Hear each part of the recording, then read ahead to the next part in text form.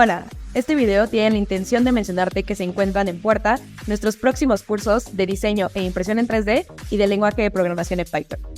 Para el curso de diseño e impresión en 3D, haremos uso del software Function 360, el cual te ayuda al diseño de piezas mecánicas y de chasis, el cual es la carcasa de tus proyectos, como estos que se encuentran aquí. Es importante mencionarte que no necesitas contar con tu propia impresora 3D. Nosotros te proporcionaremos el software y todo lo necesario para tus creaciones. En el caso del curso de programación en lenguaje Python, aprenderás el lenguaje de programación más poderoso que existe actualmente. Con él, podrás crear interfaces gráficas para tus proyectos, además de lograr conectar el lenguaje Python con Arduino. Considera que este es indispensable para poder entrar al curso de inteligencia y visión artificial. Por favor, consulta nuestras convocatorias y si tienes alguna duda, contáctanos vía WhatsApp.